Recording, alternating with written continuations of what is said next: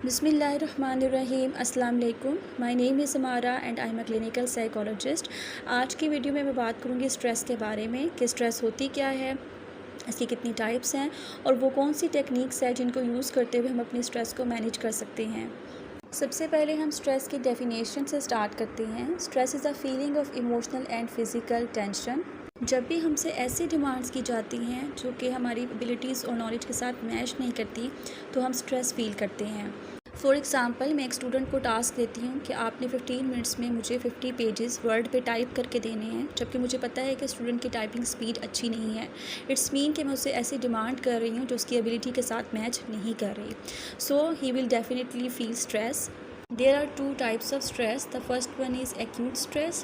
It is a short time stress, mean कि थोड़े time के लिए होती है and we can recover quickly from it.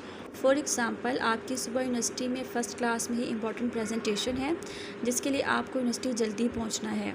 अब आप सुबह यूनिवर्सिटी के लिए घर से निकलते हैं तो रास्ते में आपकी वैन ख़राब हो जाती है, जिसकी वजह से आपको स्ट्रेस फ़ील होगी, लेकिन आप किसी और तरीके से मैनेज करके यूनिवर्सिटी पहुंच जाएंगे। जैसे ही आप यूनिवर्सिटी पहुंच जाएंगे, आपकी वो स्ट्रेस ख़त्म हो जाएगी।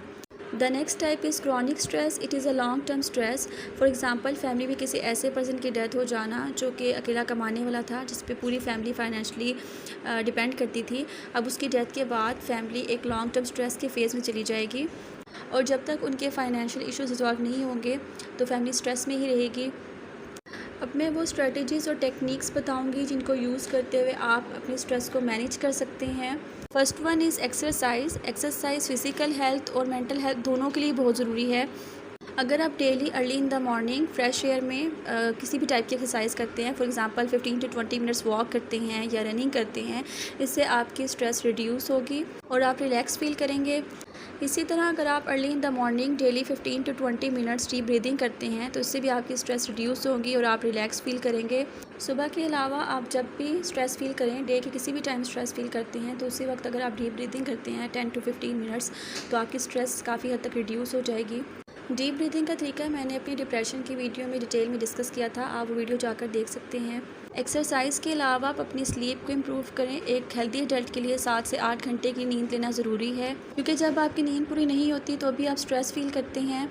और अगर आपके माइंड में ऑलरेडी नेगेटिव थॉट्स चल रही हैं तो कोशिश करें कि थोड़ी देर के लिए सो जाएं, क्योंकि सोने से आपके स्ट्रेस का लेवल रिड्यूस होगा और जब आप उठेंगे तो फ्रेश फील करेंगे और आप स्ट्रेस से निकलने के सॉल्यूशंस के बारे में सोचेंगे। स्ट्रेस की एक बड़ी वजह टाइम मैनेजमेंट स्किल्स की कमी है। जब आप टाइम मैनेज नहीं कर पाते तो आपको स्ट्रेस फील होती है। फॉर एग्ज़ाम्पल, आपको 2 असाइनमेंट्स मिली हुई हैं जिनकी डेडलाइन करीब है। अब आपको स्ट्रेस फील हो रही है कि कैसे दोनों असाइनमेंट को कंप्लीट किया जाए। अब ज़रूरी है कि आप टाइम टेबल बनाएं कि आपने दोनों असाइनमेंट को कितने आवर्स देने हैं, कितना टाइम दोनों असाइनमेंट पे काम करना है। जिसकी डेडलाइन ज़्यादा करीब है, जो पहले सबमिट करवानी है, उस पर ज़्यादा टाइम स्पेंड करें, लेकिन दूसरी पे भी साथ साथ वर्कआउट करें ताकि आपकी दोनों असाइनमेंट टाइमली कंप्लीट हो जाए। इसी तरह अगर आप कोई बड़ा गोल अचीव करने जा रहे हैं तो ज़रूरी है कि उस गोल को छोटे छोटे स्मॉल गोल्स में डिवाइड कर लें ताकि आप ईज़िली अपने गोल को अचीव कर सकें। आप अपनी टाइम लिमिट्स को सेट करें। आपको पता होना चाहिए कि मैंने किस काम को कितना टाइम देना है, ताकि आप स्ट्रेस लिए बगैर अपने काम को कंप्लीट कर सकें। Next point is connect with others. जब आप स्ट्रेस में हो तो खुद को आइसोलेट ना करें, बल्कि अपने क्लोज फ्रेंड्स या फैमिली मेम्बर्स के साथ अपनी प्रॉब्लम को शेयर करें ताकि आपकी स्ट्रेस रिड्यूस हो सके और आपको स्ट्रेस से बाहर निकलने के लिए सॉल्यूशंस ढूंढने में आसानी हो।